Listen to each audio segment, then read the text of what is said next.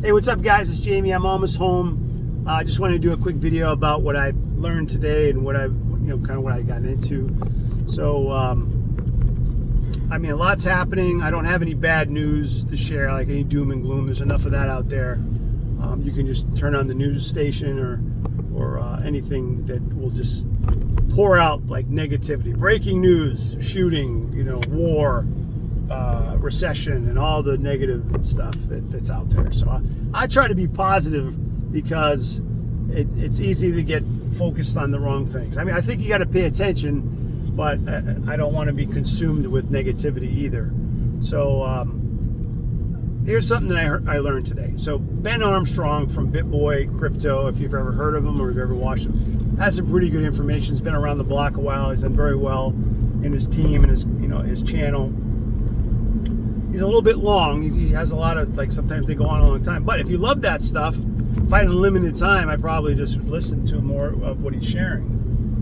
But I think what he said today really made me think more about XRP. Now, XRP has a lawsuit, or is being sued by the SEC, and I guess they're close to some closure there and potentially winning their lawsuit, with them. So the SEC is suing them, and you can find out more information anywhere, right? Especially just Google it. But it's a big thing because cryptocurrencies have really been getting pummeled lately with what happened with Luna, what happened more recently with Celsius, I believe it's called, them freezing up people's money, liquidity issues, stuff like that.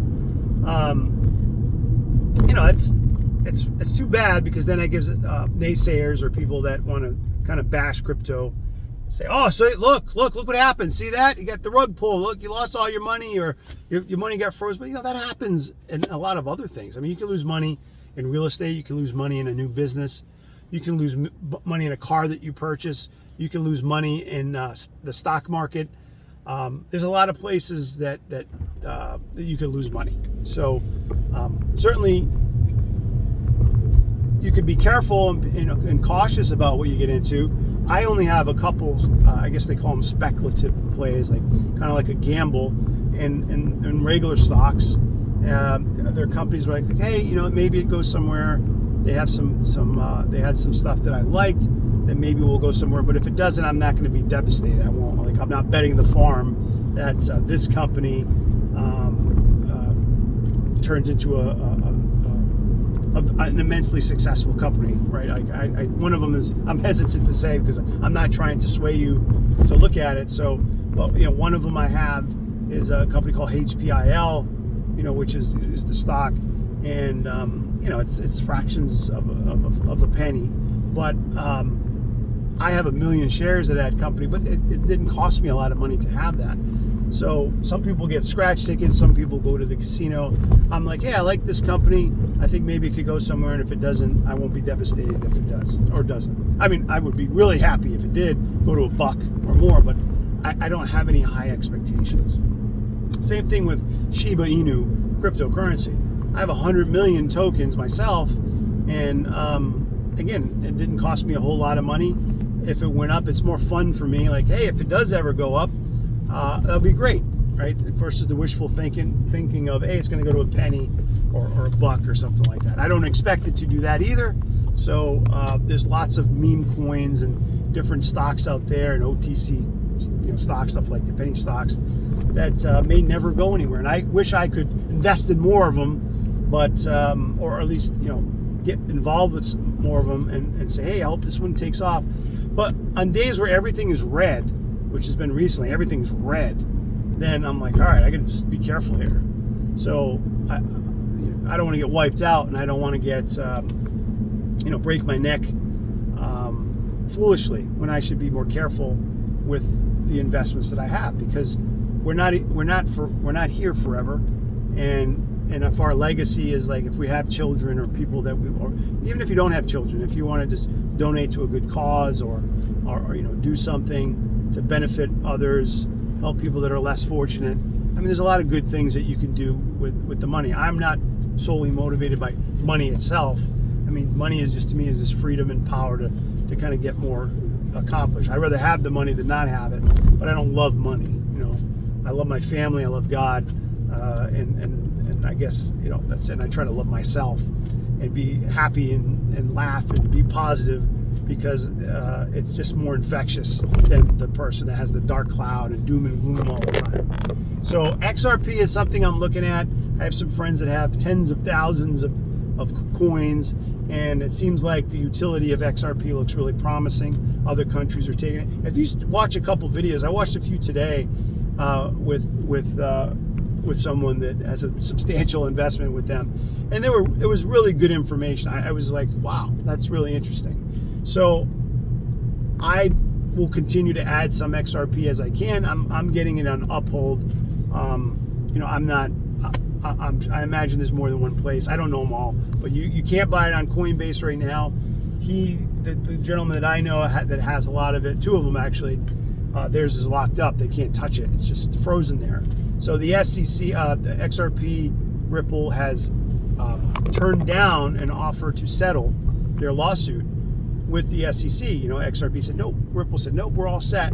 They must be pretty confident they're going to win. So I think with the stuff that's happening will be a bolster to the crypto market. Now there's so much other stuff going on that I talk about, as far as like recession and those, you know, things that are coming and that are going to happen, and whether it's a good thing in the long run or not. You still have bills to pay. You know, you got to, you know, take care of yourself and feed your family or whatever. So you want to be able to get through it and not be and not be stressed about it. Like, oh my gosh, it's going to happen, right? It's like when the rain comes, it's going to rain. You can't stop the rain. You can shelter yourself, be prepared. Don't go out and get soaking wet. Wear a raincoat, right? Or get some shelter.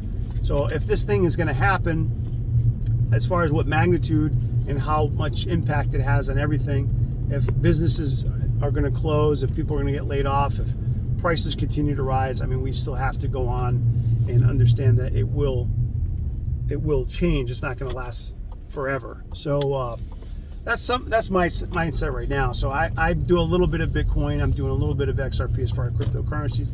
That's pretty much it. I'm not really doing much else with that. I'm holding my position with Amazon. I have 170 shares right now, and I would like to add 30 more to have 200. I was looking at Google, but I mean, between the two, I mean, everything's getting hit. I would like to have them both, to tell you the truth. But with the setback I have right now, I'm down, I don't know, maybe 30%. With that, I had just gotten over 10. I was almost at 11,000. I think today I was in the 7s as far as valuations, as far as my portfolio in the Robinhood account, where I'm trying to get to 100. So I'll show that before the week's over, but because you can see the charts, how it kind of goes up and down. But that's nothing I can control. I can't control what the stocks are doing. I just have to wait and see how long this will go. And even there, to buy those other 30 shares I'd like to buy, I'm waiting for that opportunity where I'm like, hey, maybe it's going to drop to 100. You know, it's pretty close. Maybe it'll drop a little bit below 100. So if I can get those shares at a further discount, I'd rather have the other 100 shares at a discount and then sell covered calls as I can.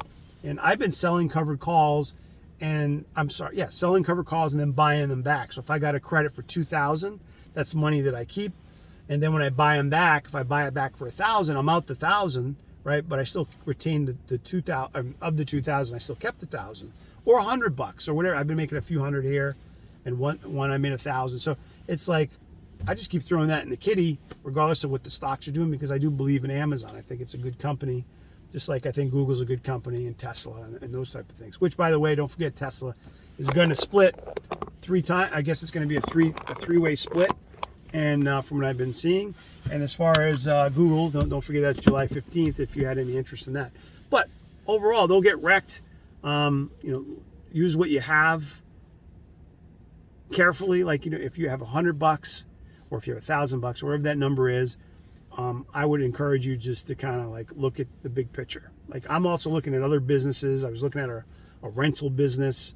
You know, cars that, you know, if we bought a rental business, we let other companies, like insurance companies that body shops have to use when the car gets totaled, or has extensive work that needs to be done. Somebody needs to have a rental car to use, and the insurance companies will generally pay for that. So if I have some cars, or we have some cars that we could provide, we would generate some income. Maybe not a lot, but if it's bringing in money, it's positive cash flow. I'm always kind of looking at other things, like what else will bring money. Maybe that's that entrepreneur in me, which I really enjoy. And I have fun doing it, and I try to just generate some money, but I don't want to have all my eggs in one basket. So same thing with my W-2 job. I'm happy to have my job. I'm very thankful to have my job. I like who I work with, and I enjoy working with customers, and I'm very thankful for everything I've been able to accomplish. But it doesn't stop me from doing other things and saying, okay, I make a little bit of money from this real estate. We make a little bit of money from this other business. We're opening other stuff. So you just kind of keep moving forward, and some of them are going to work, some of them aren't. But with everything going on, you got to be really careful, right? So that's why I've been kind of linking other videos and talking about that. So that's really it. I mean, that's all I really have to share today. I don't have any stocks again today to get into, other than what I've already shared. I'll show my portfolio with the Robinhood one, I guess, because it is important to kind of just share that, because that's our conversation here. If you have something to ask, I mean, feel free to shoot me a message. I try to answer everybody. But I am not a financial advisor. I'm just a middle-aged dad, father of 4, 2 boys, 2 girls, and they're different ages, anywhere from 6 all the way up to 20. The boys are older, so I'm always trying to share stuff, like if I was talking to them directly. Like, hey, man, don't do this. Maybe consider that. I mean, figure it out for yourself. But certainly your money sitting under your pillow or in a mattress or in the checking account is still losing money, right? Like, you're not like, oh, it's safe. It's safe there. I don't want to lose any of it. You're losing it anyway. You have to kind of get it working for you. And I'm still a huge believer in real estate.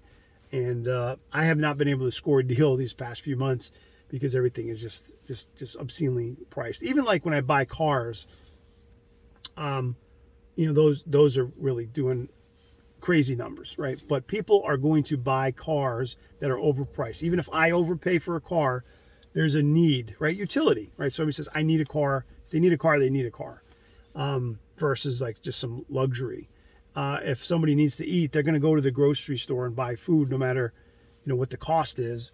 And same thing with gas prices. I keep mentioning, I love that saying where somebody said, if gas is $6, $7, $8, $10 a gallon, people are still going to buy gas. They're going to complain about it. They're going to have to make some adjustments, but people are still going to do that. So that's it. Those are my thinking out loud thoughts for the day here on Tuesday. I will get into some trading stuff tomorrow, but I hope you guys had a good night. Okay, see you.